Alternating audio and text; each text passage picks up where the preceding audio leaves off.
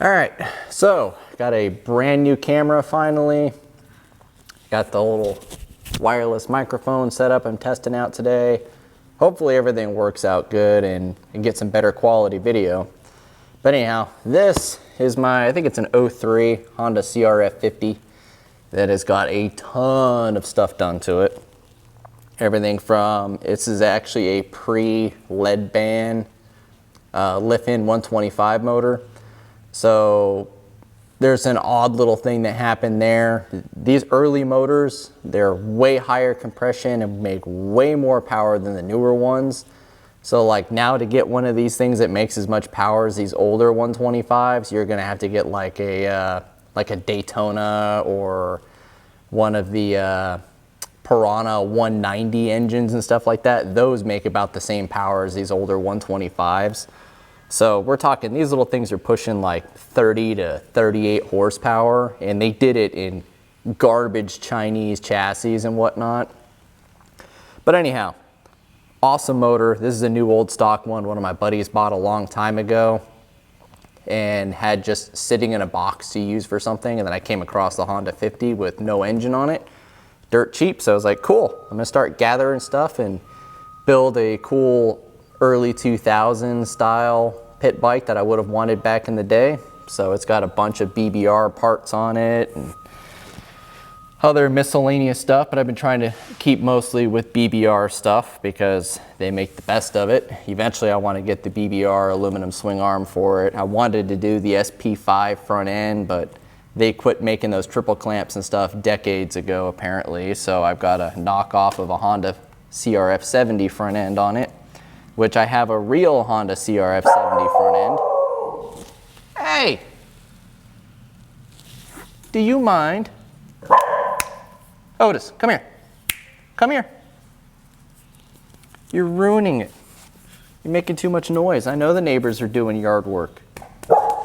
Yeah. Hey, shh. Quiet on set. So, the Honda front end though, the chrome is all pitted up and destroyed on the fork legs, so I'm gonna go and get those guys DLC coated, which is not downloadable content. It's diamond light coating. And you can get them in black, and then I want to do that cool like rainbow anodizing because that's what was popular back in the day. So that's what I'm going to do with those other forks and swap those onto it eventually here because it's only like $200-300 to get them coated. But today, obviously I use this thing for just buzzing around the neighborhood, and it sees mostly asphalt and car shows and stuff, which we're not really doing a whole lot of anymore. And I'm not using this to buzz around at like Rod Run and Prohibition and, you know, all the cool stuff. Like out in Tennessee, they do a whole thing that takes over the whole town, but I don't feel like getting a ticket riding down the street on this thing because of the whole car show stuff, so I don't use it for that anymore. I just use it for playing around.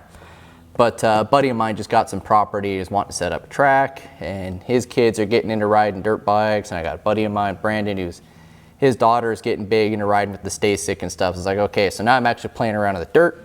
We're gonna put some knobby tires on this and some rim locks, new tubes, all that good stuff.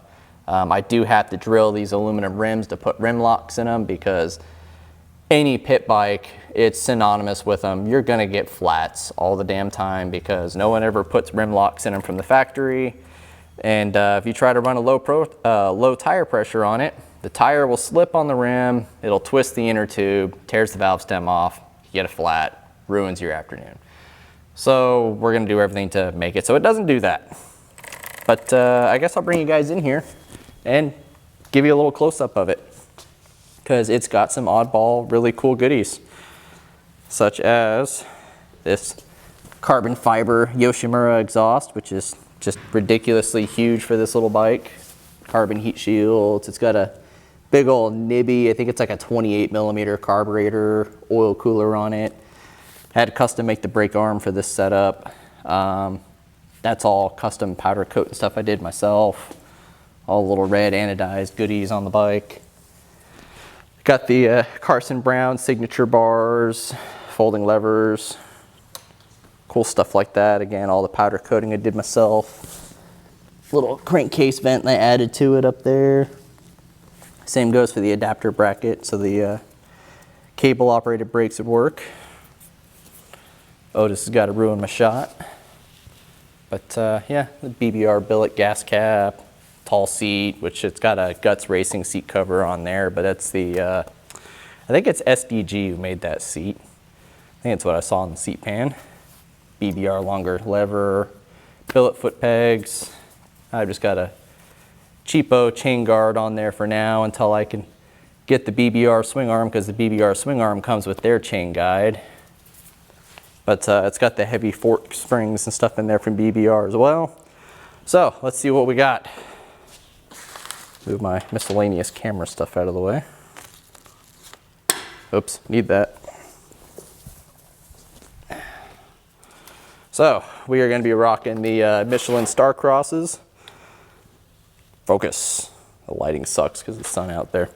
But anyhow, Michelin Star Cross tires. Those are what I always ran on my big bikes when I was racing. Rim locks, inner tubes. Yeah, so I'm gonna get the camera set up and start taking stuff apart, which is incredibly easy on these little bikes.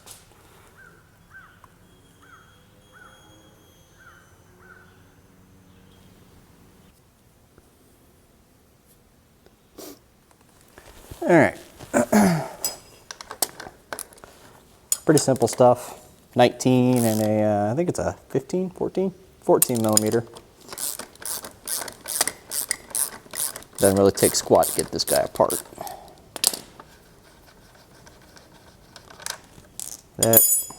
On the other side, we have got a little drum brake adjuster.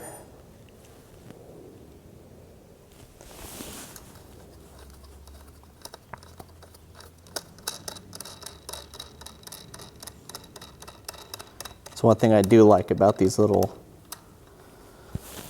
pit bikes, of just leaving them drum brake, because it's just so easy to work on them. You know, I don't have to worry about accidentally hitting the brakes and messing with the discs if I go through and have the wheel off.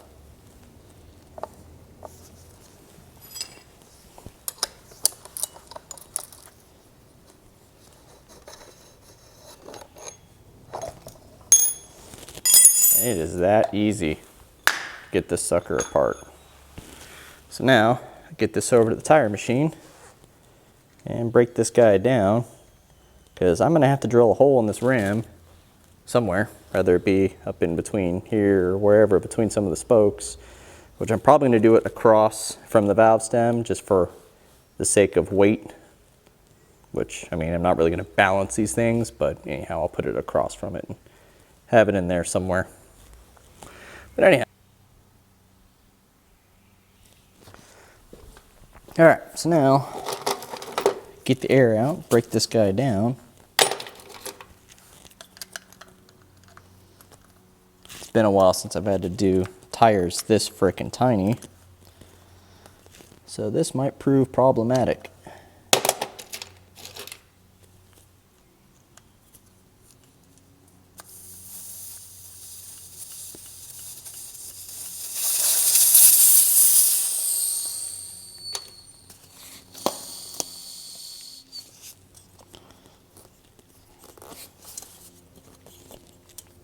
Grab a 12 millimeter so I can take that off, or 13, whichever it is.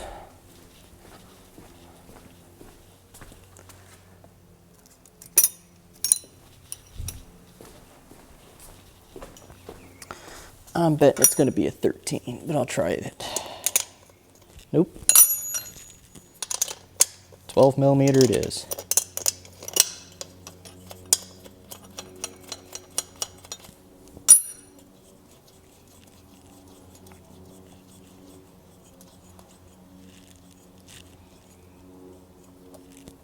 I think this cheap Chinese tire, yep, already debeaded itself. Well, that makes that a little easier. Now, whether or not this is going to fit on my tire machine.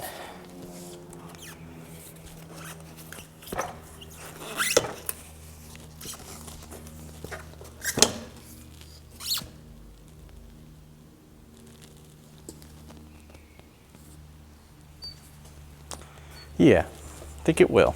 I just got to take my normal size tire adapters off of there. I think I can actually use this.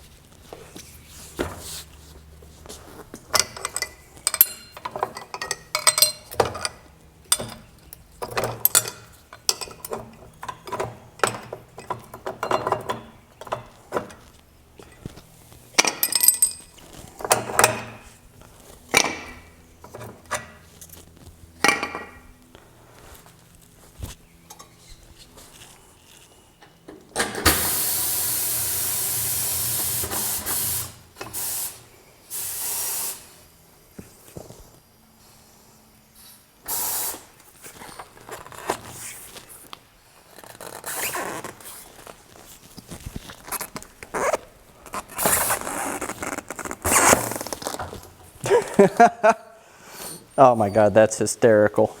That is freaking ridiculous how tiny that is. All right, cool. So it did grab it. Never thought I'd be able to change a 10-inch tire on this.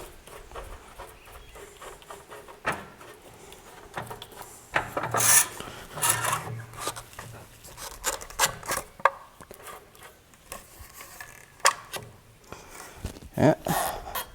Should I just use regular spoons and do it by hand? Yeah, probably. But I got the tool for it. Might as well use it.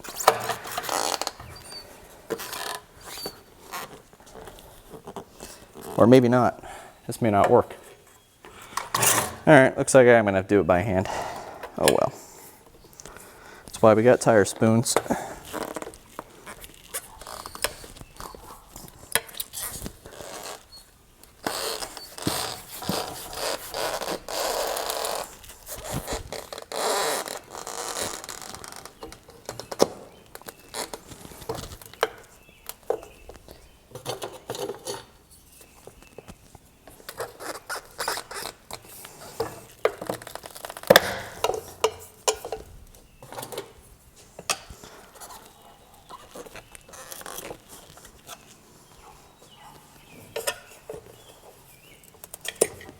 That one out.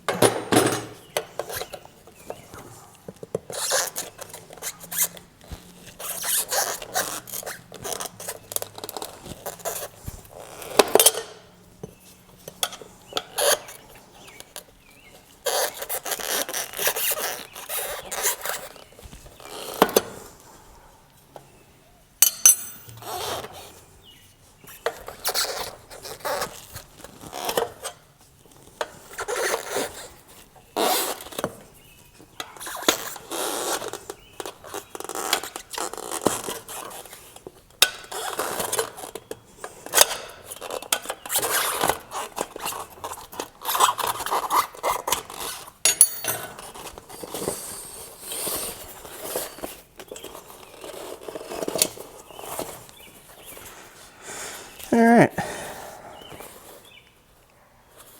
That tube may or may not have survived, but I'm going to replace it regardless.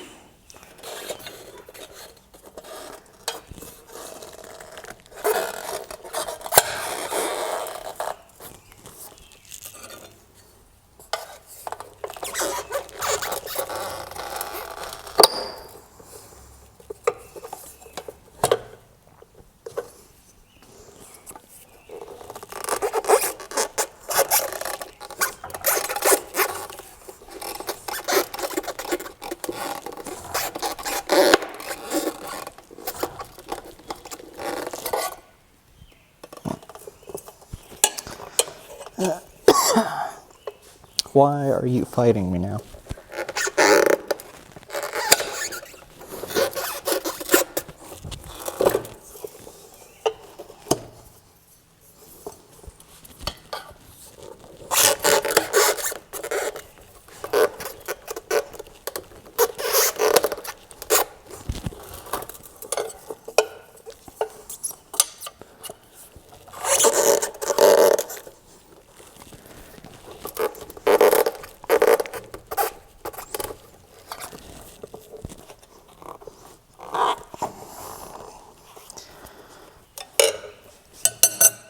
Maybe.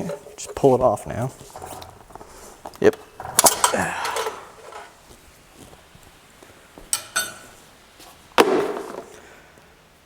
All right. That is comical how freaking tiny that wheel is.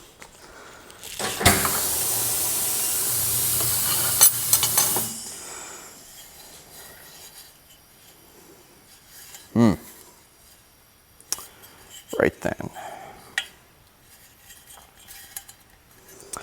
Well, now let's go drill a hole in it. All right, so I need to go on ahead and knock a hole in this thing, because how this works is this guy is going to go inside the rim here, and it's just going to squeeze the bead of the tire with these outer edges against the lip of the rim to act like a bead lock so it won't slip. So I want to try to kind of get it across from the valve stem, because the valve stem usually adds a little bit of weight to it.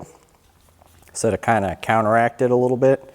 But obviously I can't go dead straight across, because if I do that, it puts me in this little spot here where there's no way in the world. I mean, even if I were to get that stud in there, I wouldn't be able to tighten it. It wouldn't be straight. So you have to go to one of the bigger opens, like right here or over here. So it's going to be offset a little bit, but I'm going to go with this spot right here, because that's a good open area where I'll be able to get to that bolt and tighten it down easily. So I have to mark it, drill it right there. I have to do the same thing with the rear rim in a little bit. But anyhow, I'm going to reset and get that going. So I went on ahead and predetermined kind of a center spot here where I'm going to knock this hole in here. This is a really soft aluminum wheel, so they drill pretty darn easy. Now typically when doing this, I would say go through and start with a small drill bit and work your way up. But these are the Matco Hyper Steps. So it's like a stepper bit on the end of this guy. And they do pretty freaking awesome. They're pretty good about not having to work your way up through the sizes. I mean, I still do on, like, say if I'm drilling into stainless or some thick steel, obviously I'm going to go up from smaller bit up to the bigger ones because it just saves wear and tear on the bits. But for something real soft like this, yeah, I'll just sink it down in there.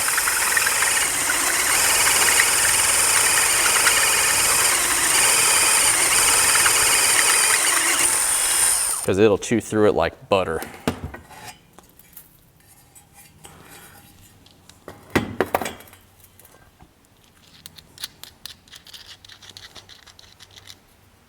Make sure this guy's gonna work. It sure is. So there we go. That is what is going to be squeezing the tire. Well, get it down into frame.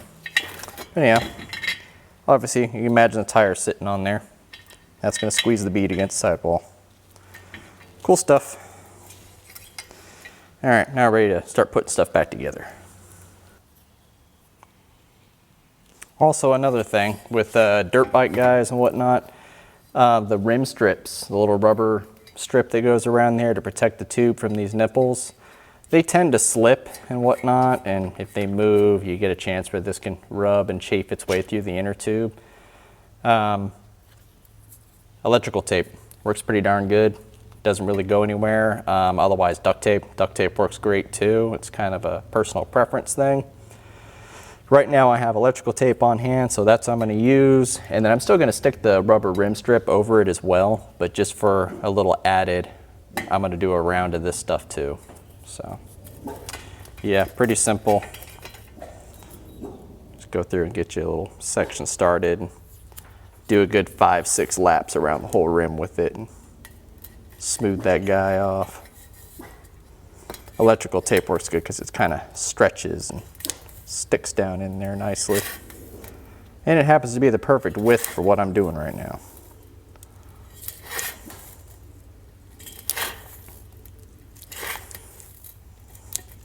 And also, having tape in here is another little side benefit of being something sticky holding down on the backs of the nipples from the spokes. Helps keep them from coming loose. Does it do a whole lot? Probably not. I'm sure the rubber rim strips are just fine. But I've seen it time and time again that if a bolt comes loose on a car, bike, whatever, just you setting your finger on it while it's vibrating is enough to keep it from backing out. So I can see the old lure here of tape keeping them from coming loose, because it doesn't take much to keep them from going anywhere. So, little thing, you know, it's just like the whole argument of oil versus assembly lube versus anti-seize when putting in head bolts and whatnot, or how you pre-lubricate your internals of an engine when you're rebuilding, whether if you use assembly lube or engine oil. Or me personally, I'd never put together dry, but some people do. I don't trust that one, but it comes down to a personal preference of whatever flavor works for you, go with it. This just so happens to be the flavor that works for me on these rims. So, next step. Okay, so this is where the really hard part comes in, which is getting this guy inside the tire with the inner tube in such a small package. This is going to take some fighting and cussing because it sucks, because you got to get this guy in first. Then once you get it in, this side's going to be hitting the inner bead of the tire, and the tube is going to be squeezing it down, which is going to fight you trying to get the bead over the lip of the rim, which with it in the machine, the thickness of the jaws is holding the tire up, and there's no way I'm going to get it together on the machine. It's just too freaking small. So yeah, this part, I will attempt to try and get some video on this, but this might be a little more cumbersome than doable with camera. I'm sure there's plenty of guys out there that are doing tires on pit bikes and Honda 50s and stuff that'll make this look easy, but heck, I have been out of the dirt bike game for at least 10 years. So this is a little outside of my wheelhouse now. Vaguely remember doing this stuff, but when I was doing it, it was on freaking 19 and 21 inch rims that are a good bit bigger and a good bit easier to work with.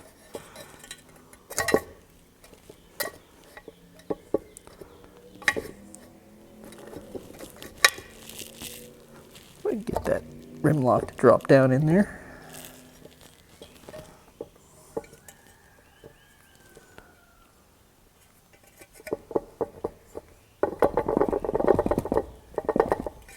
Come on. Let me get some pliers. I can grab those threads and pull it through.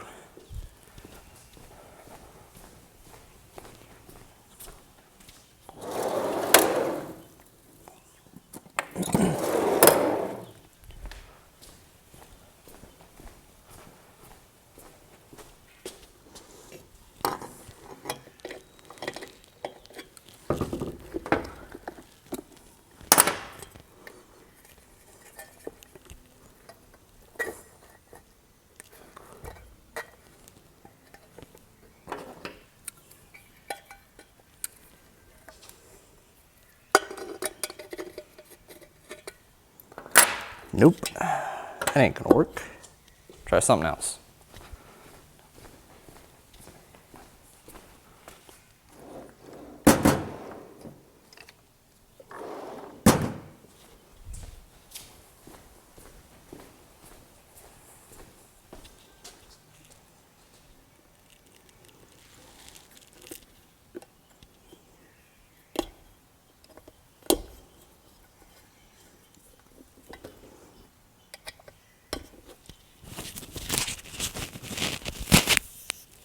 Man, I really hope I'm not getting garbage audio out of this freaking microphone being up here all on my damn neck. Hopefully it doesn't ruin this whole freaking video. Because that would suck to record all this and none of it be usable.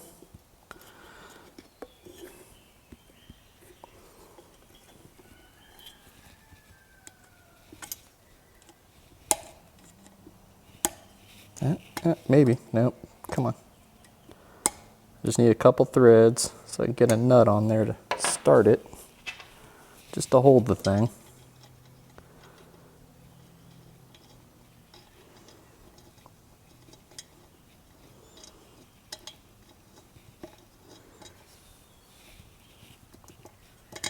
Ah, there we go.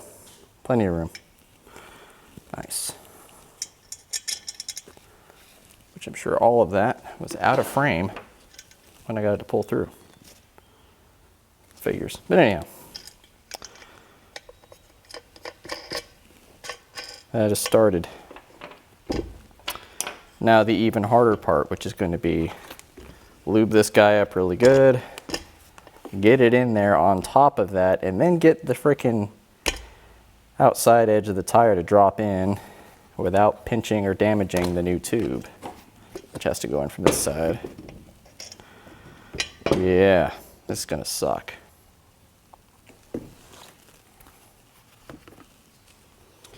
Which a little trick Well, hell, I don't know if I want to try putting a little bit of air in that. Yeah, I might, just a little bit. That way it doesn't fold over on itself.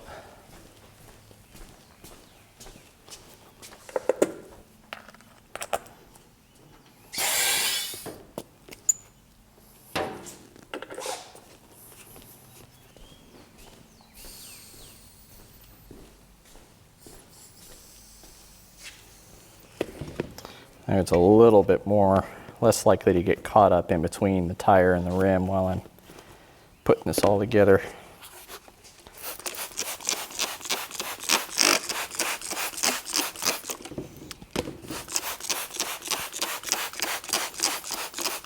And this is literally just a mixture of Dawn dish soap and water.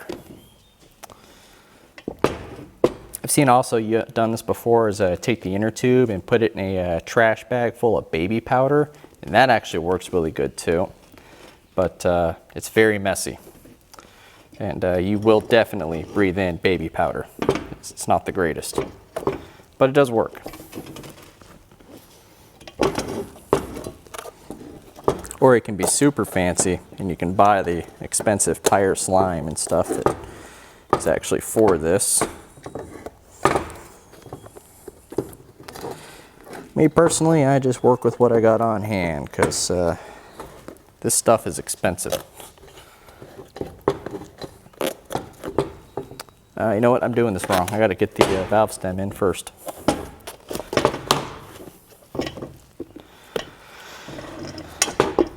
Oh man, I probably should have just spent the money and bought a whole new set of wheels with tires pre-mounted.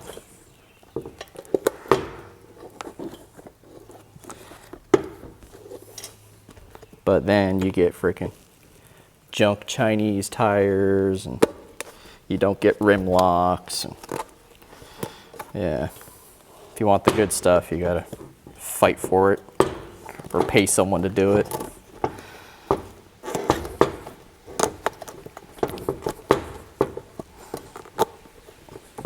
Oh, come on.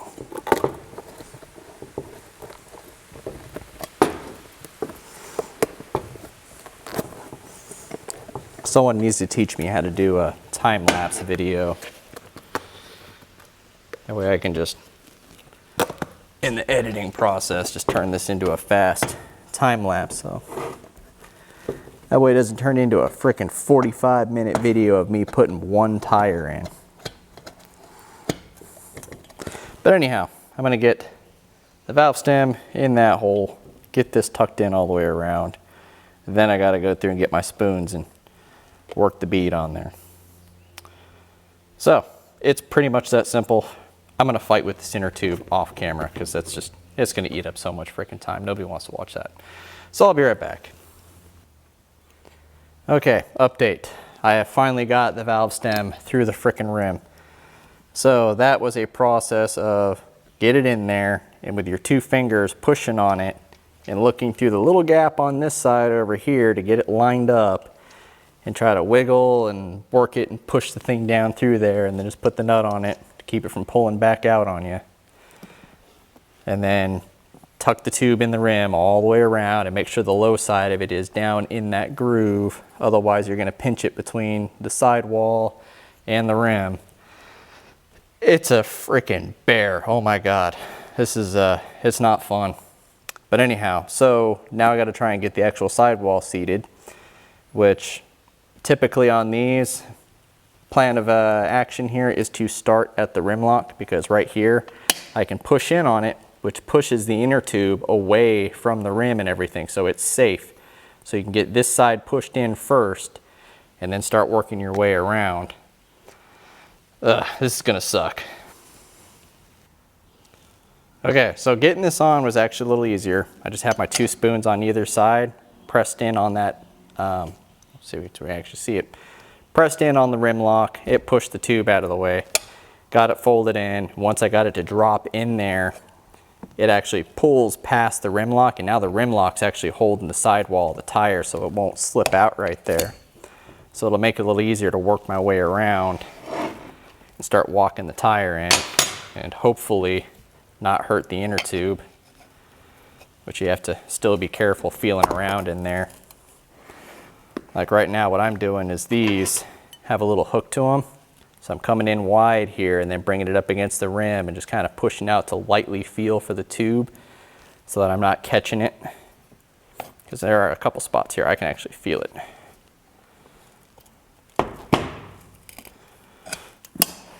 But it's a slow and steady process. Right here is a nice little benefit spot because I can push in on the valve stem to get the tube out away from the rim. That little thing just to help keep from damaging the tube, because that really, really sucks to go and get this all together just to find out you rip the tube putting it in. Now it's all got to come back apart. You got to do it all over again and buy another tube just to add insult to injury.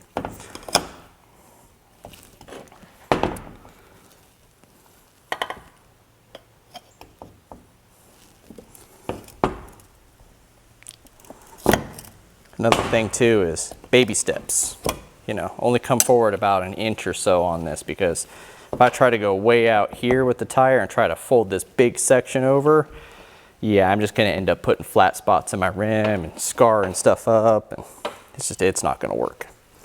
So you gotta do small so that way the sidewall drops down in the lowest part of the rim, which again, with a rim lock and the fat section over there and this being such a small tire, yeah, it makes it a real bear. It's just, there's no easy way to go about it.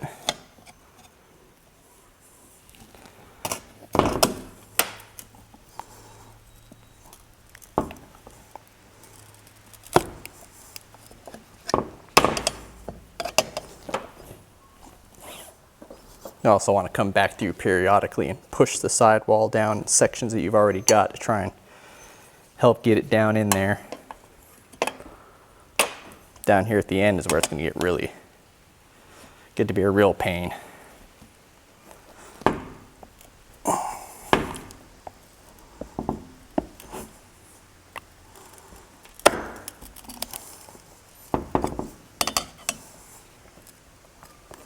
Ah, it's so close. I think I might be able to get this in this last one here.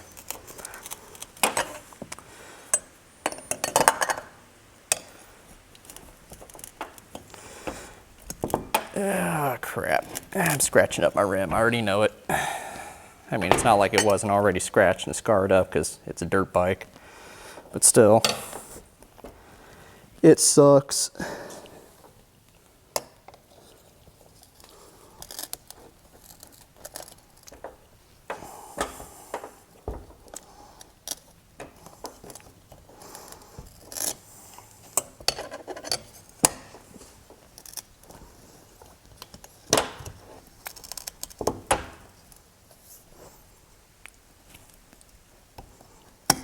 Ah, come on.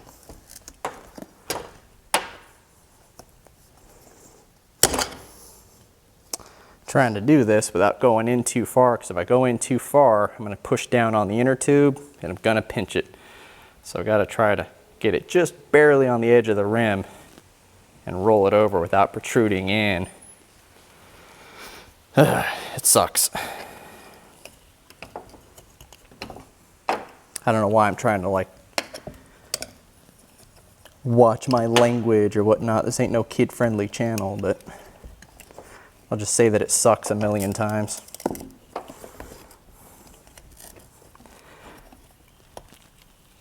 There we go. All right, next is to, actually my valve stem's pretty darn straight right there. So typically what happens is like it won't be dead straight. So what I'll have to do is, you'll see the valve stem will be cocked to one side or the other, so you'll need to slip the tire on the rim to get that guy pointed straight up. Because if you air it up like that, there's a good chance it'll kink it around and it's either going to rip later or it's going to rip when you go and inflate it. So you need that guy to be straight up and down. And then this guy, the rim lock, I won't tighten that guy until after I get it inflated and the bead seated on it. So yeah, now I'm going to go through and tighten that nut down just a little bit to pull the valve stem out so I can put air in it and seat the bead. All right, so now we got that all put back together. Rim lock's tight, it's holding air just fine. Already sprayed it with soapy water to make sure it didn't have any bubbles. So now we can throw this front wheel back on and then move on to the rear.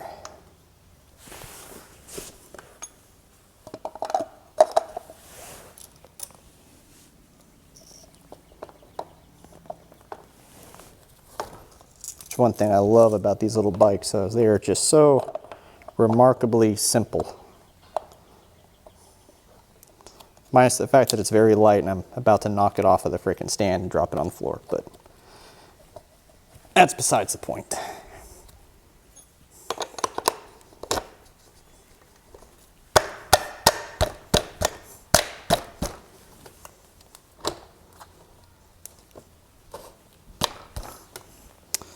There's that.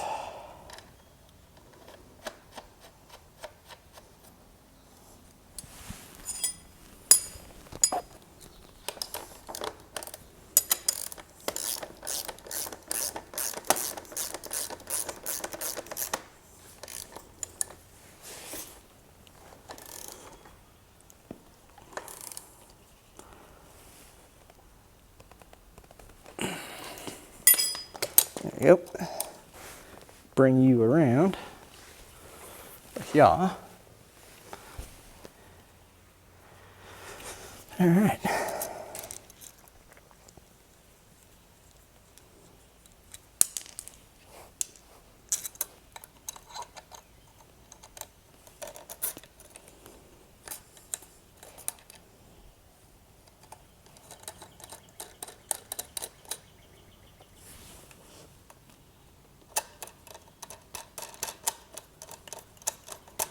So what I'm doing here is taking this up to where the brake adjuster just barely touches, where there's just no drag. I'm not putting any pressure to where it just barely touches the drum, and then adjusting all the slack out of the cable.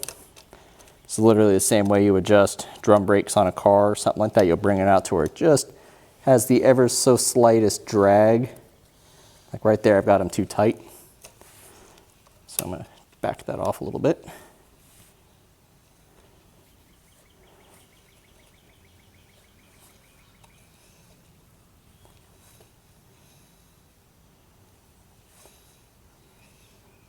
See, like right there, that's pretty good. I might go one more. Oh, see how it stopped it? It's a little more drag than I want, so I'll go back one click. Good enough. Now I can move on to the rear one. All right, and the cool thing is the rear requires no extra tools than doing the front. It's the same stuff.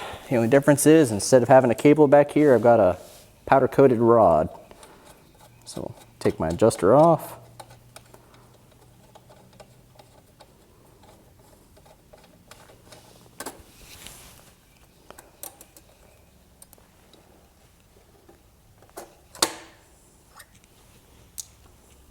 You know, put that on the rod so it didn't go nowhere.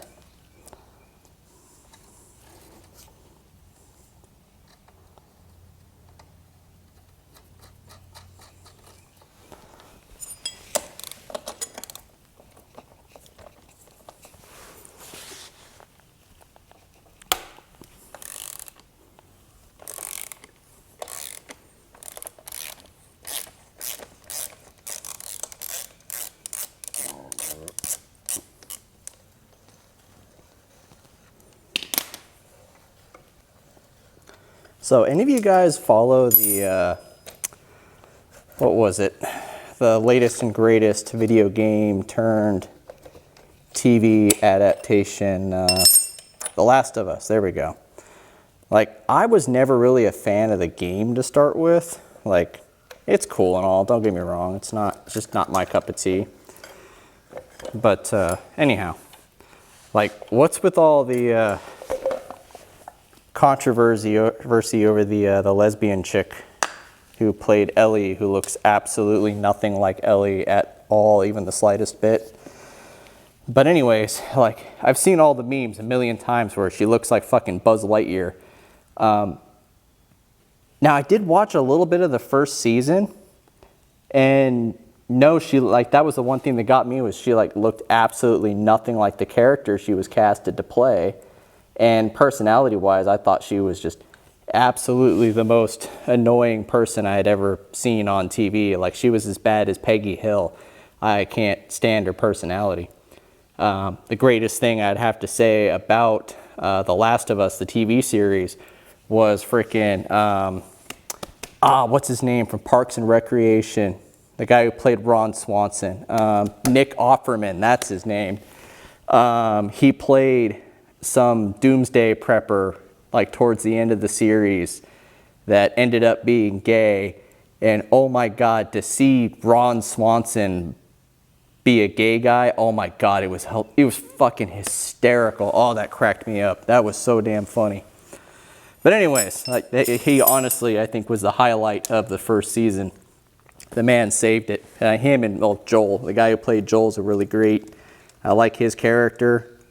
But anyways, what I'm getting at here is that, is it just me or did her head get fatter in the off season? Like between episodes, did her head physically grow? Like her face wasn't that fat in the first episode. Like she didn't look like that. I was confused here. Like, is that, all right, whatever. I guess maybe she put on some weight or something in the off season and it all went to her head. But like her head is physically bigger. Like her skull got bigger. But anyways, that's just my annoying 2 cents in the whole matter. Curious if anybody else noticed that or if that's what all the memes and stuff are all about. And I'm just late to the party, which I wouldn't be surprised. Oh, you guys probably want to see what I'm doing, huh? Let me flip my camera lens around here.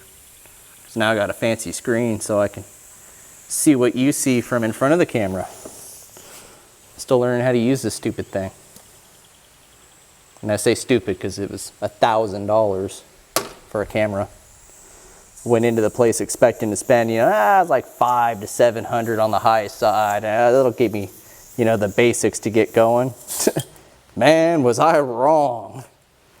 That is not the case. Nice. These break very easily.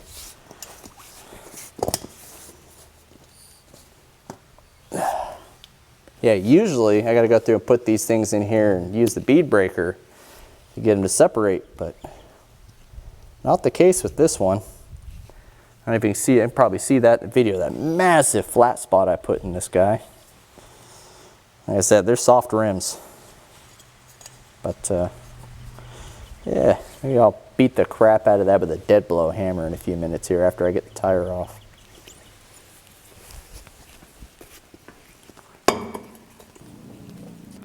Okay, we're back, and holy crap, that tire fought way harder than the front one. Like, if I made the front one look easy, yeah, this one, good Lord, this one went exactly the way it's probably going to go for everybody else doing this. I could not get that thing dropped down in there. It fought to get the rim lock in there. It fought getting the valve stem to drop in.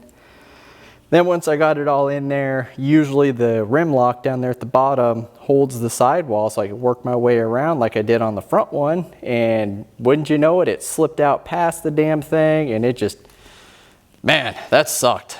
That was terrible. And it took way, way longer. So I mean, we're talking like, front one took like 20 minutes. This one took damn near an hour just to get the tire on. So anyhow, now that nightmare is over with. Say hi, Odie. Hi, Bubba. Hi, yes, I know. I love you too. You're kind of in the shot, dude. Hi. Yes, I know. Say hello to everybody, since you got to be in the shot anyways here. I'm a cute boy. All right, can I finish this? I love you too, but yep, I know, butt scratches, huh? Okay, I gotta get this back together. All right, let's get you set up over here, something like that. We can see what's going on.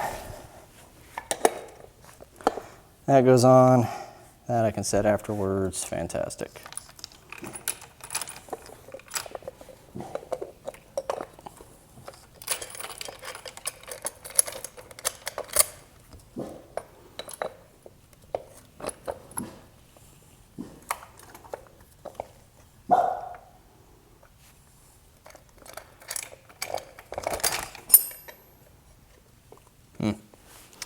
Yep, that's gonna fight too. All right.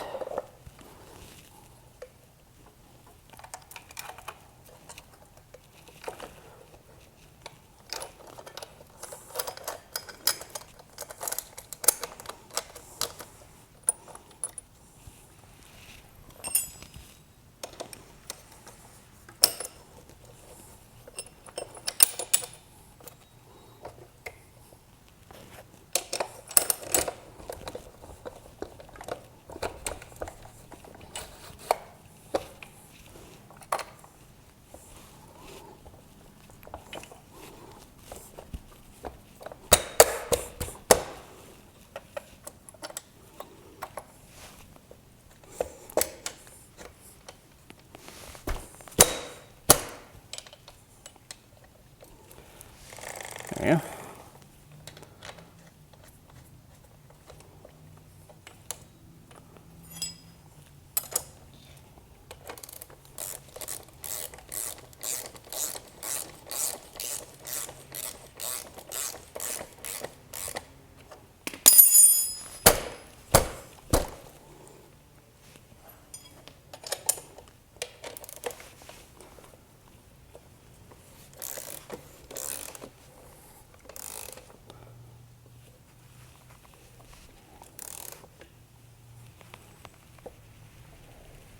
That should be tight enough.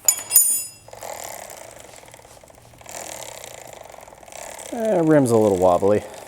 Be all right though. It's a pit bike.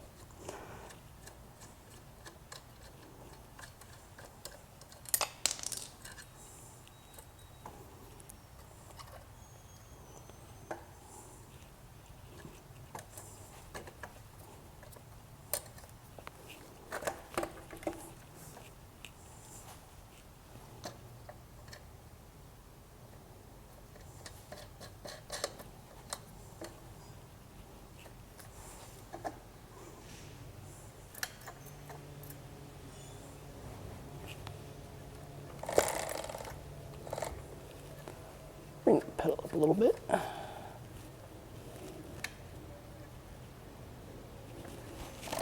That ought to work.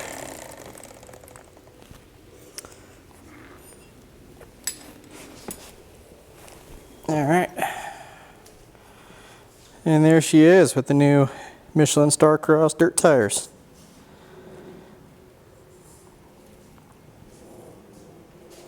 That is a cool little bike though. But yeah, my plans are to eventually build this thing into like a little mini works bike.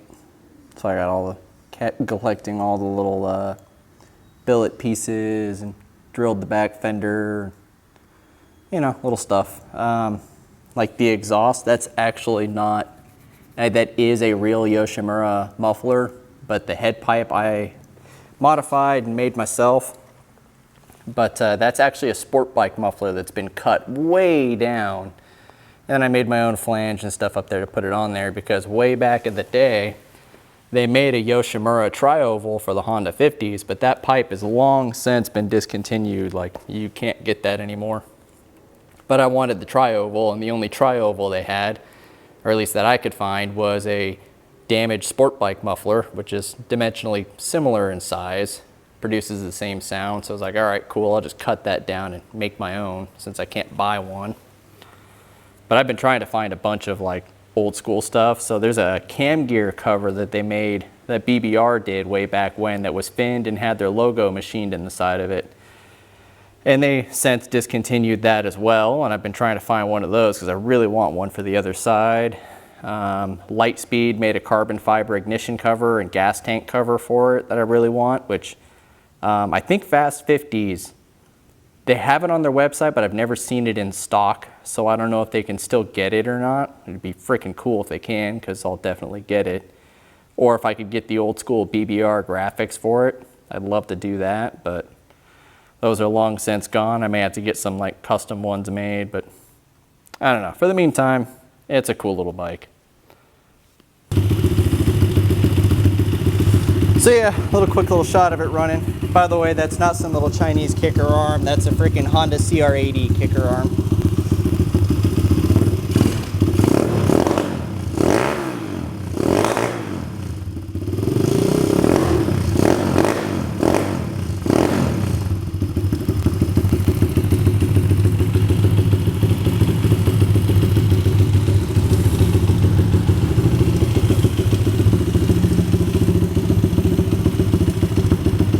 Build a little heat in it.